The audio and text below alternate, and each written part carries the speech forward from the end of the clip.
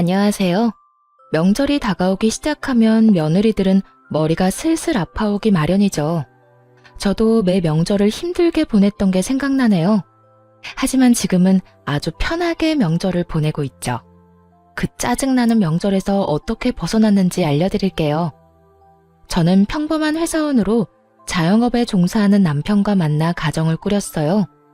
신혼집은 경기도 외곽에 있었는데 남편 직장과 제 회사가 가까운 곳에 마련했죠. 결혼 초반에는 명절에 대한 스트레스가 그렇게 크지는 않았어요. 결혼 3년 차가 될 때까지는 친정에도 갈 수 있었으니까요. 사실 친정은 거의 땅끝마을에 가까운 아주 먼 지방에 있었어요. 가는 길마저 험해서 결혼 후에는 명절이나 연휴 때 한 번씩만 들를 수 있었죠. 너무 멀고 대중교통으로 가기도 힘든 곳이라 자주 못 가더라도 이해하고 넘어가려고 했어요. 그런데 결혼 4년 차가 되던 해부터 남편이 친정에 가는 걸 꺼리더군요. 여보, 솔직히 너무 멀잖아. 이번에는 그냥 연락만 드리고 용돈은 계좌로 붙여드려. 거기까지 내려갔다가 다시 올라오면 쉬는 시간도 없이 바로 출근인데 힘들어서 일도 못해. 나뿐만이 아니라 당신도 마찬가지잖아. 이게 남편의 논리였고 솔직히 미안할 일도 아닌데 괜히 미안하기까지 했죠. 친정이 너무 멀어서 남편이 많이 피곤하겠다 싶었어요. 괜히 이렇게 먼 곳에 직장을 가지게 된 스스로를 탓하게 되기도 했고요. 그런데 시모는 또 다른 이유로 저를 친정에 보내지 않았어요. 처음 남편 말을 따라 친정에 내려가지 못한 날 시모가 저한테 그러더군요. 잘했다. 시집 왔으니 넌 죽어도 이 집 귀신이야. 친정 가봐야 이제 남이지. 우리 집에서 마음 편하게 지내라. 그리고 남편 내조도 좀 하고. 사위는 백년 손님이라잖아. 친정에 데리고 가봐야 손님밖에 더 돼. 너는 우리 집 가족이지만 거기서 우리 아들은 손님이라는 거 잘 기억하고. 요즘 세상에 장인 장모에게 잘하는 애교 많은 사위도 얼마나 많은데요. 백년 손님이라니 그만큼 남편이 처가에 싹싹하게 굴지 못한다는 뜻이잖아요. 그런 옛말을 들먹이며 친정에 내려가지 못하게 하는 시모도 웃겼어요. 그래도 그때는 그냥 그러려니 하고 넘겼죠.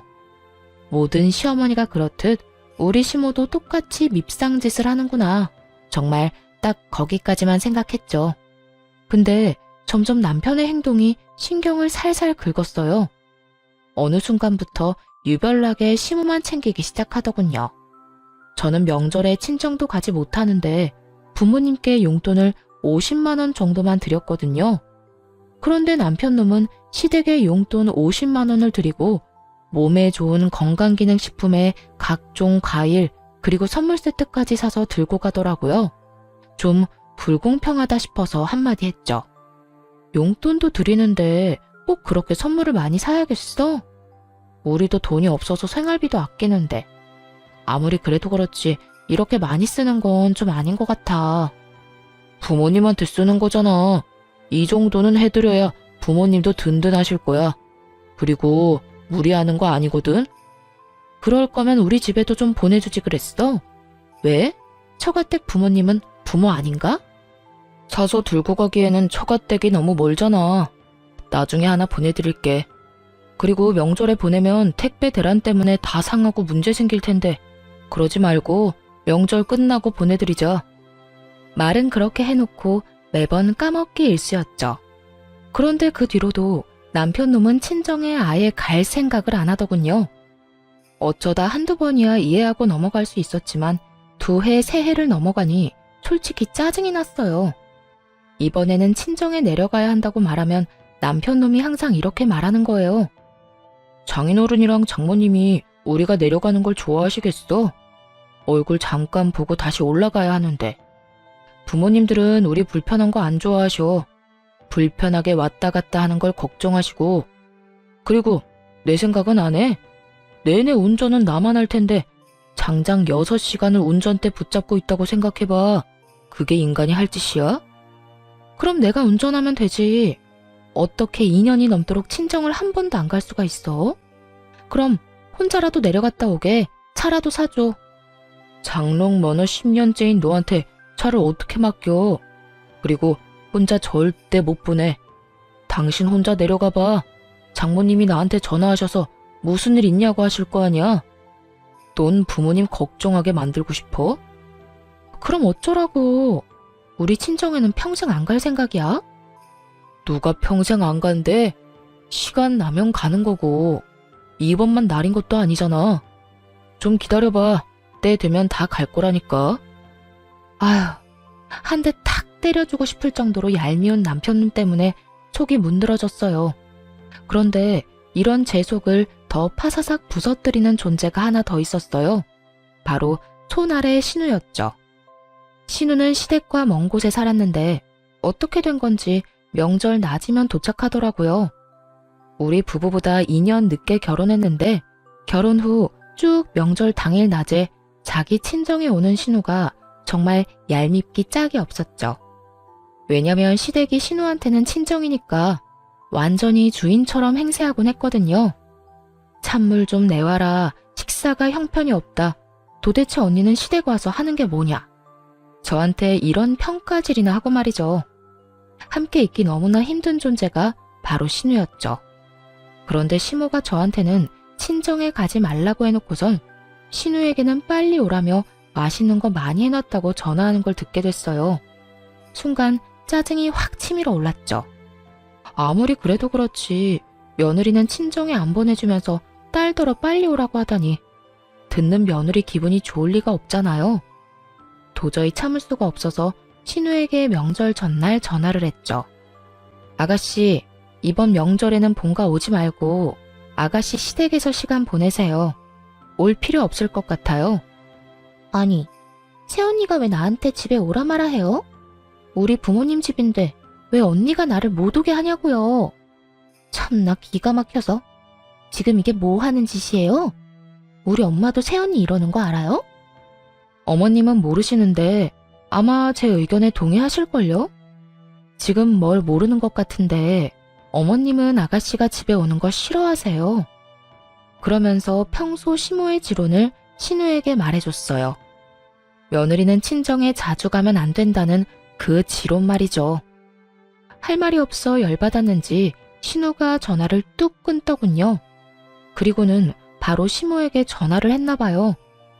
명절 전날이라 시댁에 함께 있었는데 옆에 있던 시모가 전화를 받더군요. 그래, 딸. 왜 전화했어? 엄마, 새언니가 나더러 집에 오지 말래. 엄마가 나 집에 오는 거 싫다고 했어? 뭐? 내가 왜 그런 소리를 해? 얘, 너 도대체 우리 딸한테 무슨 소리 한 거야? 왜 오지 말라고 한 거니? 시모가 화들짝 놀라서는 저한테 화를 내며 묻더라고요. 그래서 아무 생각 없는 척 시모에게 태연스레 말했죠. 어머님이 저한테 말씀하셨잖아요. 며느리가 친정 자주 가는 거 보기 싫다고요. 죽어서도 이 집 귀신인데 친정 가면 뭐 하냐고. 그러니까 저도 몇 년째 친정에 안 보내고 있으시잖아요. 안 그래요? 항상 그렇게 말씀하시길래 아가씨한테도 어머님 생각 말해드렸어요. 어머님은 며느리가 친정 가는 거 싫어한다고. 아가씨도 며느리인데 이 집에 오지 말아야 하는 거 아닌가요? 그 이야기를 듣던 시모는 순간 벙찐 모양이었어요. 다 자기가 한 말이었으니까요. 그걸 신우에게 대입해서 그대로 돌려줄 줄은 생각도 못했나 봐요. 그때 신우가 전화로 그러더군요. 이 언니 웃기네. 어떻게 며느리랑 딸이 똑같아요. 당연히 다르지. 똑같죠, 남의 며느리인 건. 근데 다른 게 있긴 해요. 아가씨랑 저랑은 시어머니가 다르잖아요. 아가씨는 상식적이고 친절하고 좋은 시어머니 만났나 보네요. 추석 당일 아침에 밥만 먹이고 바로 친정에 보내주는 거 보면. 근데 저는 다르거든요. 지금 몇 년째 친정을 못 가는 건지 모르겠어요. 가고 싶다고 해도 참으라고만 하고 가서 좋을 거 없다고만 하시는데 남의 집안 며느리 된 딸은 어찌나 집으로 부르시는지. 이래서 사람을 잘 만나야 하나 봐요. 이렇게 말하자 이번에는 신우가 아무 말도 못하더군요. 더 말해봐야 자기 엄마 얼굴에 침 뱉는 꼴만 되니까요. 게다가 내일 있을 명절 잔치를 위해 시댁 친인척들이 다 모인 자리여서 그런 말을 떠들어대니 친척들도 불편한 기색을 내비치더군요. 남의 집안일이라 대다수가 못 들은 척하는 것 같았어요. 그리고 그분들도 알게 된 거죠. 이 집 식구들이 명절에도 며느리를 친정에 안 보내준다는 걸요. 졸지의 시모는 속 좁고 며느리 생각 안 하는 못된 시어머니가 되어버렸어요. 그게 분했는지 저를 한껏 째려보더라고요. 그때 남편이 제 팔을 붙잡으며 밖으로 끌고 나갔어요. 당신 왜 이래? 왜 이런 좋은 날 기분 나쁜 소리를 하냐고. 내가 나중에 처가 때 가준다고 말했잖아, 때 되면. 그때가 대체 언젠데? 벌써 2년 동안 친정을 한 번도 못 갔어. 친정이 해외야? 제주도야? 울릉도, 독도야? 섬도 아닌 대한민국 내륙인데 왜 못 가? 처음에는 당신 피곤하다고 해서 나도 이해했어. 근데 계속 안 가겠다는 건 의도가 뻔하잖아. 야, 그런 이야기가 아니잖아. 내가 뭐 평생 안 간대? 가긴 갈 건데 요새 좀 피곤해서 못 간 거지. 참나. 명절에 시댁을 가면 친정도 가는 게 상식이야. 당신 동생처럼. 시누이 시댁은 상식적으로 행동하던데 왜 당신네는 안 그런지만 골라서 해? 아무리 시어머니가 달라도 그렇지. 내가 그냥 재수가 없는 거야? 그래서 이런 시어머니랑 남편 만나는 통에 친정 못 간 거냐고. 아무리 그래도 친인척들 다 있는 데서 그런 말하면 우리 엄마는 뭐가 돼? 뭐가 되긴? 상식 없고 속 좁은 시어머니가 되는 거지. 근데 틀려? 맞는 말이잖아. 당신처럼 어머님도 나 친정 못 가도록 매번 막으셨어. 몰랐지? 주말에 나 혼자라도 가려고 하면 매번 시댁에 오라고 해서 일 시키신 분이야. 그러면서 당신 내조해야 하니 친정에는 관심 끄라고 하셨고. 주변 사람들도 그런 사정을 다 알아야 내가 덜 억울하지 않겠어? 어쨌든 나 이번에는 무조건 친정 갈 거야. 당신은 오든지 말든지 마음대로 해. 그렇게 말하고 남편 차키를 챙겨서 밖으로 나왔어요. 그리고 남편 차를 타고 친정으로 내려왔죠. 오랜만에 차를 운전하긴 했지만 친정으로 가는 길을 잊어버리지는 않았더라고요. 그렇게 혼자 내려갔더니 친정 부모님이 깜짝 놀라더군요. 너 연락도 없이 웬일이야? 얼마 만에 보는 거냐? 잘 지냈어? 아빠. 잘 지냈어. 근데 우리 사위는 왜 너 혼자 내려왔어? 아, 그 사람은 시댁에 있지. 나 혼자 차 타고 여기 내려온 거야. 이번에는 나도 친정에 오고 싶었거든. 그러고는 사가지고 온 선물을 부모님께 잔뜩 안겨드리며 집 안으로 들어갔어요. 왜 지금껏 못 드린 건강기능식품과 과일 바구니들 말이에요. 오랜만에 친정집에 들어서니 푸근하고 마음이 놓였죠. 친정에는 남편과 싸웠다는 이야기는 따로 하지 않았어요. 그런데 저 혼자 내려보낸 것이 눈치가 보였는지 남편 놈이 그 다음날 부랴부랴 친정으로 내려왔더군요. 시댁 차를 몰고 왔더라고요. 그런 남편 놈을 보며 무미건조하게 말했죠. 무슨 일로 여기까지 왔어? 시댁에 있지. 당신이 여기 있는데 내가 어떻게 계속 본가에 있어. 장인어른, 장모님 잘 지내셨죠? 얼마 동안 못 내려와서 정말 죄송했습니다. 앞으로 자주 찾아올게요. 얼마나 갈지 모를 의미 없는 말을 꺼내며 남편 놈이 넉살 좋게 인사를 하더군요. 그래도 그냥 그러려니 했어요. 이 인간이 또 안 가겠다고 하면 혼자서라도 이렇게 오면 되겠다 싶었거든요. 그렇게 친정에서 쉬고 집에 도착하니 남편 놈이 그러더군요. 시모가 화가 많이 났다고요. 저는 별로 신경 안 쓴다고 왜 화가 나셨는지 모르겠다고만 했어요. 결국 남편 놈은 더 이상 이야기를 꺼내지 못했고 그렇게 명절이 끝나고 말았어요.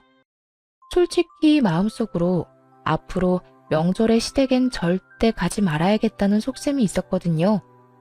이제 저는 안 가고 남편만 보내면 되겠다 싶었어요.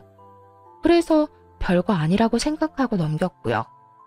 그런데 그대로 진정될 줄 알았던 마음에 이혼의 불씨를 지피는 일이 일어났어요. 바로 시모의 생일날 벌어진 일 때문이었죠. 그해 연말 시모 생일 잔치에 초대받아 갔어요. 생일 선물은 남편이 자기가 마련하겠다고 한지라 저는 신경도 안 쓰고 있었죠. 지난 명절 이후 시모와 화해를 한 것도 아니었고 가봐야 꽂아 놓은 보리자루처럼 자리만 지키다 올 거라고 예상했거든요. 그리고 시모 생일 선물도 남편이 몇십만 원 정도 용돈이나 주고 말겠지 했어요. 처음에는 무슨 선물을 준비했는지 몰랐어요. 그냥 일반 종이 가방에 담겨 있었거든요. 남편이 시모에게 그걸 주며 나중에 집에 가서 열어보라고 하더라고요. 이때까지만 해도 아무 생각이 없었는데 시모가 그게 뭔지 너무 궁금했었나 봐요. 그래서 남편이 화장실 간 사이에 그걸 꺼내서 확인을 했는데 선물을 확인한 순간 제 눈도 뒤집어졌어요. 좋기 몇백만 원은 하는 명품 가방이었거든요. 이 인간이 친정엄마 생일에 준 선물은 12만 원짜리 화장품 세트였거든요. 그것도 인터넷에서 고르고 골라 제일 싼 거 사서 친정집으로 바로 붙여줬으면서 시모 생일에는 엄청나게 비싼 명품 가방을 준 거예요. 완전히 머리가 확 돌아버릴 만큼 열받더군요. 그리고 이렇게 화가 나는데도 또 다른 이유가 있었어요. 명절 이후에 남편놈이 시모에게 외제차를 사줬거든요. 시모가 바깥 활동을 하는데 차가 없어서 힘들다는 이유로요. 그때 남편에게 엄청 화를 냈었어요. 몇 달 전에 저한테 돈까지 빌려간 인간이 그렇게 큰 돈을 펑펑 쓰니까 화나잖아요. 그래서 시어머니 외제차 사줄 돈은 있었냐고 따졌죠. 그랬더니 남편이 뭐라고 한 줄 아세요? 자기 돈으로 부모님 좋은 거 해드리겠다는데 뭐가 그렇게 안이 꼽냐고 하더라고요. 하긴 빌린 돈 보태서 자기가 번 돈으로 효도하는데 뭐라 할 수는 없죠. 하지만 기분이 더러운 건 사실이잖아요. 그날 저녁 돌아오면서 남편한테 그랬죠. 어머님, 명품 가방 사드렸더라? 어? 어떻게 알았어? 어머님이 자랑하고 싶으셨는지 당신 없을 때 열어보셨거든. 돈 없다면서 나한테 빌려가 놓고 아주 어머님한테는 펑펑 쓰네? 그렇게 돈 많으면 내 돈 먼저 좀 갚지 그래? 나도 우리 엄마한테 돈 한번 펑펑 써보게. 여보, 당신한테 빌린 돈은 이렇게 개인적으로 쓴 게 아니야. 가게에 필요한 돈이라 빌린 거잖아. 그리고 엄마한테 준 거 진짜 명품도 아니라고. 그냥 레플리카야. 몇십만 원 하는. 태연하게 말하는 남편놈을 보며 속으로 코웃음을 쳤죠. 그게 레플리카인지 진짜인지 구분을 못하겠냐고요. 마침 일하는 회사에 명품 가방 수집에 진심인 동료가 있었는데 저도 그 친구 덕에 짝퉁이랑 진짜는 구분을 참 잘하거든요. 그 비싼 걸 싼값에 샀다고 거짓말하는 남편을 보니 정말 괘씸하더라고요. 그래서 몰래 한 가지를 계획했어요. 시모가 연말에 우리 집에서 며칠 지내고 싶다고 했거든요. 남편놈이 그렇게 하라고 해서 시모가 오기로 했는데 저는 쏙 빠지려고 준비했어요. 그래서 시모가 온다는 날 전날부터 시모가 가는 그 다음 날까지 연차를 썼고 그대로 친정으로 피난을 가버렸죠. 집에 왔다가 제가 없어진 걸 눈치챘는지 시모가 급히 전화를 하더군요. 전화를 받았더니 바로 막말을 쏟아냈어요. 넌 도대체 어떻게 된 애가 내가 온다고 했는데 집을 비워? 이래가지고 밥은 어떻게 먹니? 너 평소에도 이렇게 자주 집에 안 들어오니? 우리 아들 밥은 먹이고 회사 다니는 거야?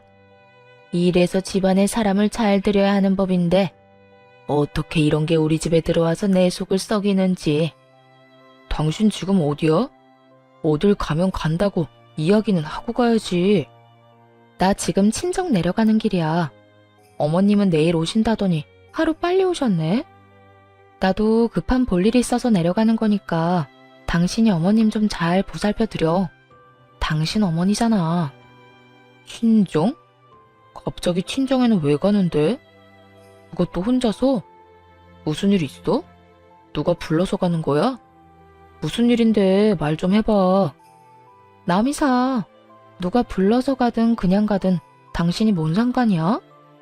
결혼하고 지내면서 처가댁에는 전혀 관심 없었던 사람이 지금처럼 앞으로도 관심 끄고 살아. 여보, 잠깐만. 전화 끊지 말고. 다급하게 말하는 남편의 목소리를 뒤로하고 전화를 뚝 끊어버렸어요. 자기들끼리 집에서 지지고 볶든 제 알바가 아니었죠. 그런데 좀 이상하긴 하더라고요. 왜 친정에 간다니까 저렇게 예민하게 구는 걸까요? 시모는 저한테 짜증을 냈지만 남편의 반응은 뭔가 달랐어요. 뭔가 조급해하고 초조해하는 기색이 있었죠. 그렇게 이상하다 싶은 마음을 가지고 친정에 도착했어요. 남편에게 말했다시피 사실 친정에 볼 일이 있긴 했어요. 얼마 전에 시골 삼촌이 돌아가셨거든요. 그 삼촌은 원래 도시에서 살았는데 할아버지께서 시골로 내려와 농사 짓는 자식에게 유산을 다 물려주겠다고 했거든요. 가족도 없이 혼자 지내던 삼촌은 할아버지 뒤를 이어 시골에서 농사를 짓게 됐죠. 그런데 그분이 돌아가신 거예요. 결혼도 안 하고 자식도 없는 분이라 형제인 아버지께 이제 그 유산이 상속됐어요. 아버지는 제게 그 땅이랑 유산을 다 물려주겠다고 하셨어요. 결혼 전에 엄마께 골수 이식을 해드렸는데 딸이지만 그 일이 참 고마워서 이번에 받은 유산을 다 주겠다고요. 그래서 이번에 아버지랑 이 재산을 어떻게 할까 의논할 겸 친정에 간 거였죠. 그런데 집에 도착해서 삼촌 재산에 대해 이야기하는데 아버지가 살짝 제 눈치를 보더니 이렇게 말씀하더군요.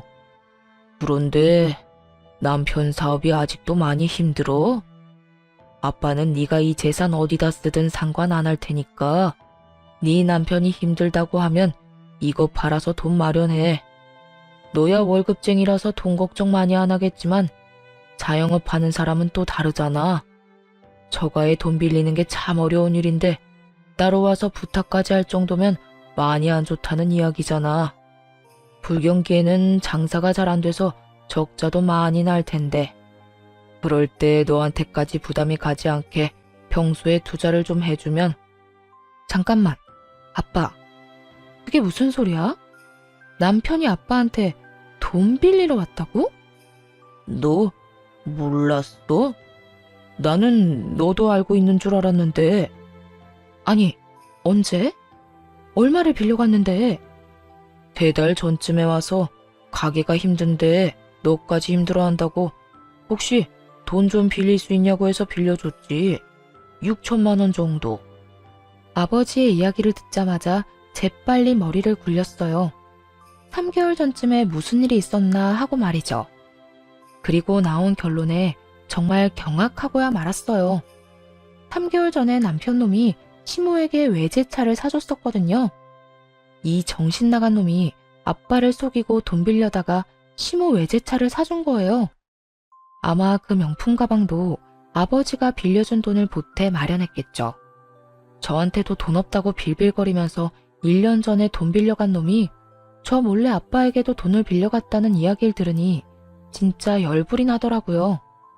이제야 남편놈의 이상한 반응이 이해되기 시작했어요.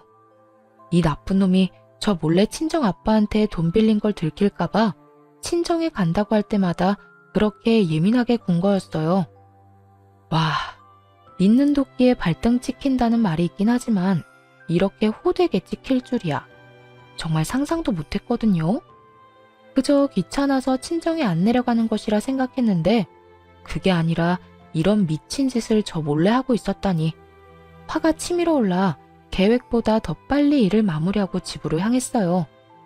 친정에 있는 내내 남편에게서 전화가 왔는데 모조리 씹어버렸더니 나중에는 문자까지 보내오더군요.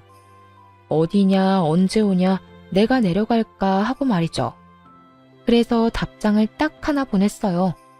지금 올라간다 라고요.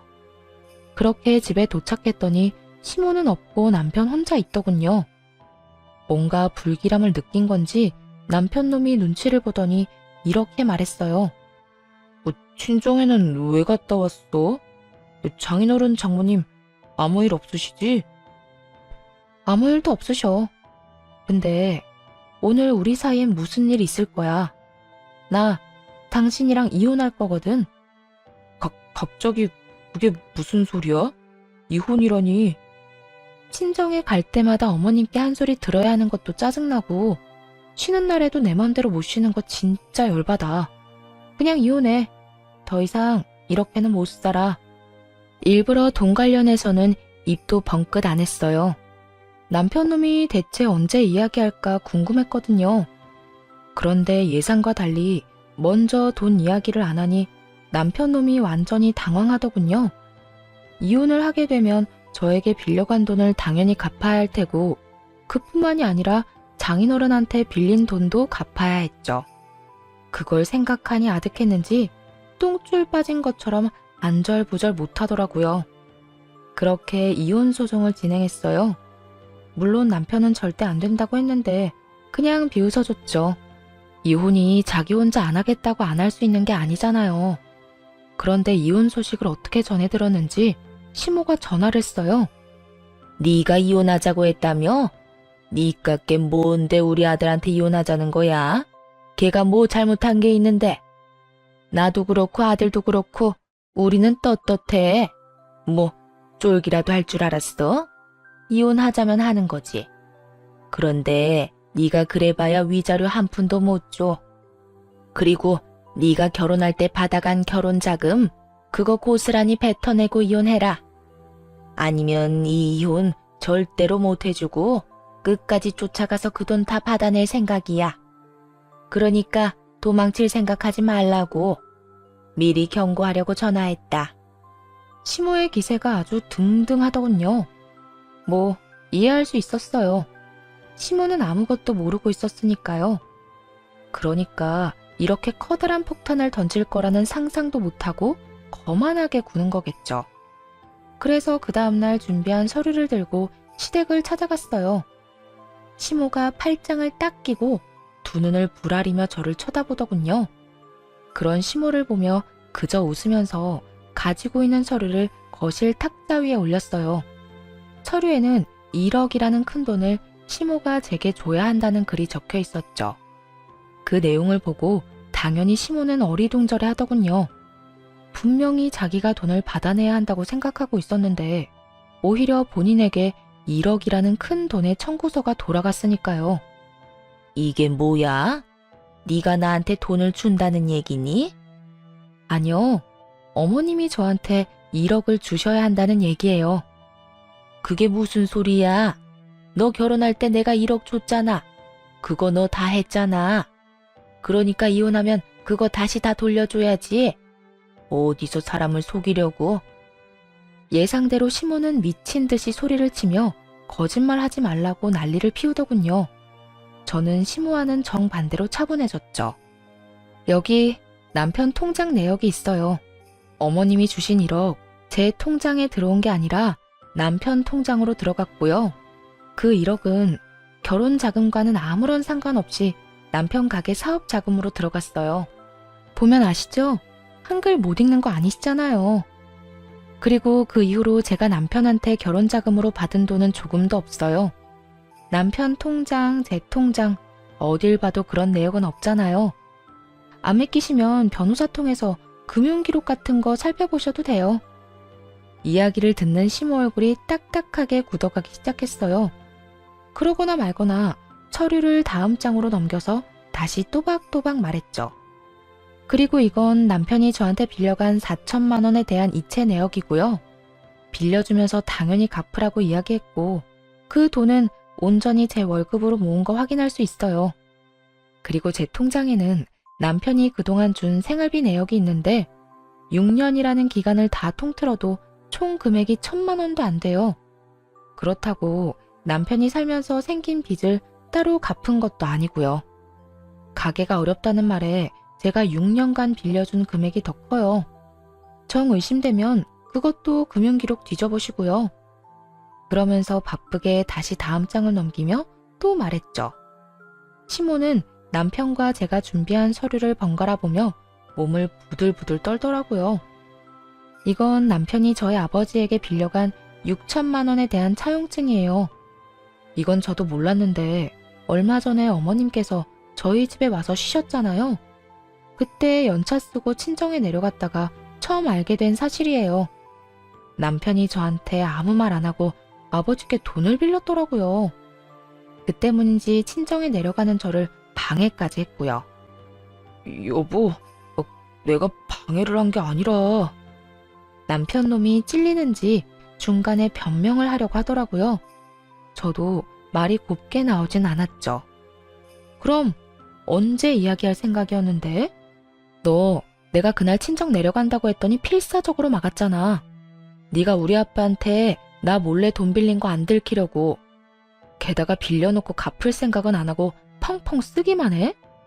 그걸 어디다 썼는지 내가 모를 줄 알아? 이 가증스러운 쓰레기 같은 인간아. 밥벌레 같은 새끼. 감히 우리 아빠가 피땀 흘려 번 돈으로? 한동안 남편을 욕해주며 째려보다가 시모에게로 고개를 돌렸어요. 시모는 여전히 서류를 붙잡고 못 믿겠다는 듯 바라볼 뿐이었죠. 그러니까 결국 어머님께 드리고 싶은 이야기는 결혼 자금으로 주신 1억 중 제가 쓴 건 없으니 남편한테 받으시라는 말이에요. 또 이 1억은 원래 남편한테 받아야 하는데 남편이 한 푼도 없다고 해서 어머님께 말씀드리는 거예요. 아니, 이걸 왜 내가 갚아? 아들이 빌렸다면서. 그러면 아들이 줘야지. 그리고 우리 아들이 왜 돈이 없어? 너희 집이 있잖아. 팔면 돈 나올 텐데 그걸로 마련하면 되지. 그 말을 듣고 조용히 다시 서류를 한 장 더 넘겼어요. 그 집은 저랑 제 친정 부모님이 돈을 모아서 산 집이고요. 그 집에 남편의 지분은 조금도 없어요. 그렇기 때문에 팔 수가 없네요. 전 팔 생각이 없으니까요. 그리고 남편이 빌려간 그 돈이 어디에 들어갔는지 제가 다 알고 있거든요. 어머님이 받으신 외제차 그리고 명품 가방. 그것들 다 남편이 저랑 친정아버지한테 돈 빌려서 사드린 거예요. 그러니까 남편 대신 어머님이 그거 팔아서라도 갚아주셔야죠. 그러자 남편 얼굴이 일그러지더군요. 제가 남편의 상황을 모르길 바랬던 것 같았어요. 이런 돈 이야기 없이 이혼하자고 했을 때 혹시 진짜 모르나 하고 기대했겠죠? 그런 기대를 마지막 순간에 철저히 무너뜨려주는 게 진짜 복수고요. 남편에게 백날 돈 갚으라고 말해봐야 타격감 제로일 테고 이렇게 가족 앞에서 이야기해야 수치심과 두려움이 배가 될 테니까요. 아들아, 저 말이 진짜야? 다 참말이냐고. 너 나한테는 그 집이 다 네 거라며. 거기다 결혼자금 1억도 다 집 사는데 썼다며. 근데 뭐? 빚이 1억? 너 도대체 뭐 하고 다닌 거야? 엄마, 제가 차 사드렸잖아요. 사람 혼이 빠지도록 무조건 비싼 차 사달라고 한 사람이 누군데요? 안 될 것 같다고 했을 때 엄마가 뭐라고 했는지 기억 안 나요? 돈 빌려서라도 사주는 게 자식된 도리라면서요. 그래서 장인어른한테 빌려다 외제차 해드렸잖아요. 남편 놈이 도리어 화를 내며 말하자 시모는 충격을 이기지 못했어요. 너 그걸 말이라고? 아이고 머리야. 아이고. 시모가 머리를 부여잡고는 곧 쓰러질 듯 휘청거리더군요. 그러다 소파 위로 풀썩 주저앉았어요. 그리고 잠시 후 처음과는 전혀 다르게 차분해진 목소리로 슬쩍 말하더군요. 예, 나는 이런 사정 같은 거 아무것도 몰랐어. 우리 아들이 이런 짓을 했을 줄은. 이건 정말 큰 문제야. 그냥 넘어갈 순 없지. 그런데 이렇게 이혼해서는 안 돼. 차라리 같이 살면서 갚게 하는 게 낫지 않겠니? 아까의 기세등등하던 태도는 어디로 갔는지 이제는 시모가 이혼하지 말라고 권유하더군요. 살면서 돈을 갚도록 하는 게 더 좋다는 이유로 말이죠. 안면물수라는 게 이럴 때 쓰는 말일까요? 너네가 이혼한다고 쫄릴 줄 아냐며 큰 소리는 펑펑 쳐놓고 남편에게 빚이 1억 있다는 걸 알자마자 급박하게 꼬리를 내리는 시모 꼴이라니. 게다가 남편이 빈털털이라는 것을 알고는 저를 묶어두려는 것 같더군요. 이미 시모와 남편이 어떤 사람들인지 다 아는데 그게 가능할 리가 없잖아요. 솔직히 두 사람이 저한테 조금이라도 친절하게 대했다면, 그리고 저를 속이지 않고 친정에 가도록 배려해줬다면 이혼까지 생각했을까요? 분명 고민이야 했겠지만 이혼은 안 했겠죠. 그렇지만 남편의 행동이 너무 치사했잖아요. 친정에는 내려가지도 못하게 한 주제에 장인어른한테 빌린 돈으로 시모에게 외제차와 명품백을 사주다니. 그런 남편놈을 보고 누가 이혼을 생각하지 않을 수 있겠어요? 저는 코웃음을 치며 시모에게 말했죠. 아드님 이혼 안 시키고 절 붙잡아 보려는 그 마음은 알겠지만 이미 늦었어요. 이혼 소송 진행 중이거든요. 그리고 이혼하든 안 하든 이 돈은 남편이 갚아야 하는 거고요. 저희 아버지도 그렇고 저도 그렇고 이 돈 어떻게든 받아낼 거예요. 그제야 시모가 무너지더군요. 갑자기 고개를 쳐들더니 실성한 여자처럼 아들에게 소리쳤어요. 난 못 갚아. 네 잘못이고 네가 빌린 돈이니 네가 갚아. 내가 뭔가 해줄 거라고 절대 기대하지 마. 잘못한 건 네 놈이고 나는 결백하니까. 결백한 것 치곤 시모가 받아먹은 게 워낙 많아서 남편 놈도 가만히 있진 않았어요. 아니, 그 돈 빌려서 온전히 저한테 쓴 것도 아닌데 왜 못 갚아주는데요? 와, 엄마 진짜 얼굴에 철판 제대로 깔았네. 그만큼 받아놓고 이제와 발뺌을 하신다? 그건 제가 용납 못해요. 두 사람은 1억이라는 빚 앞에 한치도 물러서지 않고 팽팽하게 싸우더군요. 그런 둘을 놔두고 그 집을 빠져나왔어요. 그리고 집에 오자마자 용달차 부르고 안방에 있는 남편 짐부터 꺼냈죠. 그런데 어느새 남편놈이 집에 슬그머니 들어오더니 짐을 싸는 걸 보고 저를 말리려고 하더군요. 여보, 진짜 이럴 거야? 나 정말로 내보낼 거냐고. 우리가 함께 산 세월이 몇 년인데 이런 식으로 내보내는 건 좀 아니지 않아? 내가 어떤 식으로든 갚는다니까? 그 돈은 당연히 갚아야 하는 거고 당신은 이 집에 대한 지분이 하나도 없잖아. 결혼할 때 한 푼도 안 내고 이 집에 들어온 건 너야. 그때도 당신 가게 힘들다고 해서 어머님한테 받은 돈도 당신이 모았다던 결혼 자금도 다 가게로 들어갔지. 솔직히 그것도 의문이긴 해. 그 돈은 시댁에 안 갖다 바쳤어? 나 당신한테 제대로 생활비 받아본 적 한 번도 없어. 그것만으로 이미 아웃이고 어차피 이혼하고 나갈 텐데 뭐하러 굳이 같이 살아? 보기 싫은 얼굴 쳐다보면서. 그러니까 미리 좀 나가. 알았어?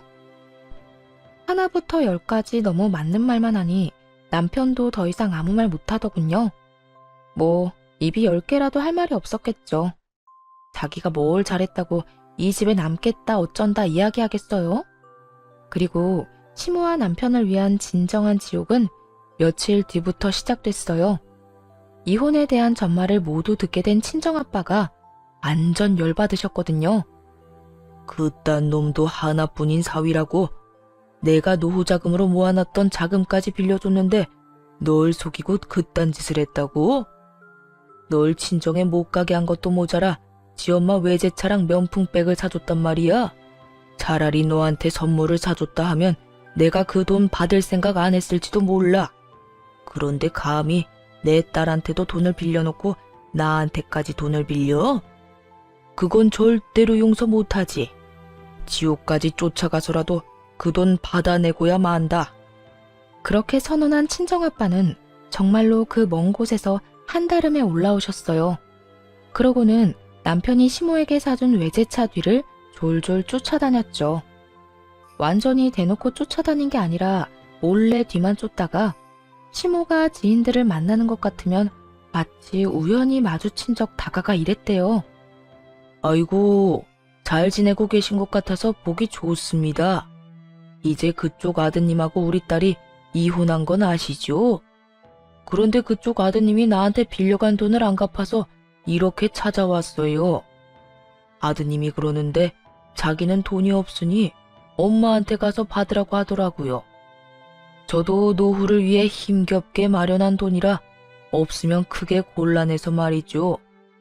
그쪽 아드님이 나한테 빌린 그 돈으로 자기 엄마 외제차를 사줬다고 하는데 그게 바로 2차죠? 아이고, 참 좋아 보이네. 아니, 사돈은 왜 이럴 때까지 찾아와서 그런 이야기를 해요? 저는 우리 아들이 빌린 돈이랑은 아무런 상관이 없는 사람이에요. 상관이 없어? 당신 아들이 저지른 짓이고 그동안 당신이 그 돈 다 썼잖아. 그러면 양심상 대신 갚아줘야 한다는 생각은 안 들어요? 돈이 없으면 이 차랑 그 어깨에 걸려있는 가방을 팔아서라도 마련하셔야지. 그러니까 돈은 빌린 사람한테 갚아달라고 해야지. 왜 빌린 사람 엄마한테 이렇게 난리를 치냐고요? 아니, 상관이 왜 없어요? 그쪽이 아들을 잘못 키웠잖아요. 그리고 우리 딸 친정에도 못 가게 하고 이 집에서 매번 일 시키고 괴롭혔다면서요. 내가 그 이야기를 듣고 어찌나 속이 이상한지 밤에도 잠이 안 와. 남의 귀한 딸 데려다가 막 부리는 것도 모자라서 부모도 못 찾도록 만들어. 쌍으로 정신이 나간 것들. 뚫린 입이라고 아무 말이나 짓거리는 거 봐. 어쨌든 그쪽 아드님이 빌려간 1억 가지고 있는 걸 팔아서라도 마련하시라고. 당신 다니는 곳이 어디든 다 쫓아다니면서 그 돈 다 받아낼 거요. 앞으로 만날 지인들한테 아들 새끼가 사고친 거 다 알리고 싶으면 마음대로 하시오. 난 안 말릴 테니까. 아빠의 말에 무시무시함을 느꼈는지 시모는 그 뒤로 사람을 만나지 않고 집에 틀어박히더군요. 시모가 밖에 나오지 않자 아빠는 이제 남편을 쫓아다녔어요. 아빠 돈이랑 제 돈까지 당장 갚으라고요. 결국 주변에 사람이 있든 말든 상관없이 쪼아대는 아버지 때문에 남편 놈은 시모의 반대를 뒤로하고 명품 가방과 외제차를 팔아 돈을 마련했어요. 그렇지만 아무리 좋은 외제차의 명품 가방이라도 중고잖아요. 당연히 살 때만큼의 돈을 마련하기는 어려웠죠. 비싼 만큼 감가가 어마무시하잖아요. 그래서 어쩔 수 없이 시댁집을 담보로 대출을 받아 저와 아버지에게 갚았더군요. 그 돈을 갚을 때 남편이 저한테 한마디 했어요. 정말 독하다 독해. 진짜 이렇게까지 해야 해? 우리가 하루 이틀 같이 산 것도 아니고 몇 년을 함께 살았는데 나는 적어도 장인어른이 좀 더 상식적인 방법으로 돈을 받아갈 거라고 생각했어. 그런데 이게 뭐야? 주변 사람들한테 소문 다 내고 나를 못 살게 굴면서까지 돈을 받아갔어야 했어? 당신 왜 이렇게 사람이 못 됐어? 당신 아버지도 그렇고. 우리 아빠 욕하지 마. 독한 걸로 치면 네가 최고지. 넌 그럼 얼마나 상식적이길래 우리 집 무시하고 시댁에만 돈 쳐바르면서 효도했어? 솔직하게 말해서 네가 시댁에 효도할 때 친정에도 똑같이 해줬으면 내가 이랬겠냐고. 입장 바꿔놓고 생각해봐. 내가 우리 엄마한테만 몇백만 원짜리, 몇천만 원짜리 물건 사주고 너희 엄마한테는 10만 원짜리 화장품 사주면 어떻겠어? 기분 더럽겠지. 그래놓고 나한테 친정에도 가지 말라고 하고. 안 당해보면 모르는 거야. 그래서 당해보라고. 네가 그 입장이 되어봐야 그게 무섭고 힘든 일인 걸 알지. 왜 나 혼자 그 더러운 행동에 피해봐야 하는데? 너도 느껴봐. 아니, 솔직히 아들이 부모님한테 효도한 게 큰 죄는 아니잖아. 아무리 그래도 이렇게 하면 나랑 엄마는 앞으로 어떻게 살아? 야, 나는 네 심보가 고약하고 괘씸해서 용서를 못하는 거야. 능력도 안 되는 게 처갓집에서 돈 빌려다가 효도를 그렇게 하면서 막상 돈 빌려준 처갓집은 무시했지. 게다가 그게 찔려서 마누라는 친정에 가지도 못하게 하고. 가슴에 손을 얹고 네 놈이 한 짓거리를 생각해봐. 결국 이혼도 돈을 받아내는 것도 완벽하게 해결됐어요. 그렇게 전 남편과는 더 이상 만날 필요가 없어졌죠. 그 이후로 몇 번이나 연락이 왔지만 다 무시했어요. 전화한 이유야 뻔했으니까요. 그래서 용서해달라는 말은 필요 없으니 연락하지 말라고 몇 차례 문자를 보냈더니 더 이상 연락이 없더군요. 전 남편과 이혼하고 나서 저는 매년 명절이 되면 친정집으로 내려갔어요. 이혼을 하고 돌아온 저를 친척들은 반갑게 맞아줬죠. 그딴 놈이랑 잘 헤어졌다고 정신 나간 놈이라고 말해줬어요. 결국엔 저와 아빠, 친정까지 다 말아먹었을 놈이라고 다들 욕을 얼마나 하는지. 그 욕만 듣는데도 배가 든든하게 부를 정도였어요. 그렇게 친정집에 있으면서 오랜만에 SNS를 했더니 신우의 게시글이 떡하니 올라왔더군요. 보니까 해외여행이라도 간 것 같았어요. 신우와 그 아이들이 이국적인 건물 앞에서 사진을 여러 장 찍었더라고요. 그러면서 명절 연휴에 해외에 놀러 갔다는 문구까지 썼더군요. 명절 때마다 친정에 오고 싶어 안달이 날 정도였던 신우가 웬일로 친정이 아니라 해외에 갔는지 궁금했어요. 그리고 나중에야 그 이유를 알 수 있었죠. 전 남편과 전 시모가 빈털터리가 되고 나서 신우에게 손을 벌리려고 한 것 같더군요. 하긴 지인들에게 허세 부리고 싶어서 아들놈 들들 볶았던 시모잖아요. 당연히 신우에게도 똑같이 행동했겠죠. 눈치 빠른 신우는 그러기 싫어서 명절에 해외여행을 하고 있는 거였어요. 매년 떠들썩하게 사람 많던 시댁에 결국 찬바람만 쌩쌩 불고 있는 상황인 거죠. 게다가 들어보니 전 시모와 전 남편의 관계는 더욱 악화일로를 걷게 됐더라고요. 전 남편이 결국 시댁에서 나와 가게에서 숙식하고 있다는 소식을 들었어요. 자신을 구박하고 차랑 가방 돌려달라며 찡찡대는 시모 때문에 말이죠. 전 남편도 자신이 그렇게 살게 될 줄 알았으면 그런 짓을 안 했을 거예요. 한치 앞도 못 보고 안일하게 생각한 결과가 겨우 그거라니. 그렇다고 다시 걷어줄 건 아니지만요. 시모도 초라하기는 마찬가지였죠. 아들 하나 믿고 소소하게 며느리 괴롭히며 사치나 부리며 살더니 결국 그 돈들이 사돈집에서 나온 거라는 걸 알고서는 완전히 무너져 버렸잖아요. 자기 욕심 때문에 자식이 저 지경이 된 건 눈에도 안 들어오고 그저 자기한테 줬던 걸 뺏었다는 생각만으로 자식을 모질게 대하니 전 남편도 그런 전 시모에게 정이 다 떨어졌겠죠. 결국 시모는 이제 명절을 아주 조용하고 조촐하게만 보내게 됐고 나날이 아들, 딸의 지원도 끊겨 근근히 살아가고 있다고 하더군요. 뿌린 대로 거둔 꼴이 참 웃겼죠. 이렇게 저는 그 지옥 같은 시댁의 명절에서 벗어날 수 있었어요. 이혼한 걸 절대 후회하지 않아요. 더러운 꼴 보기 전에 떠나는 것도 좋은 방법일 수 있답니다. 긴 글 읽어주셔서 감사해요. 좋은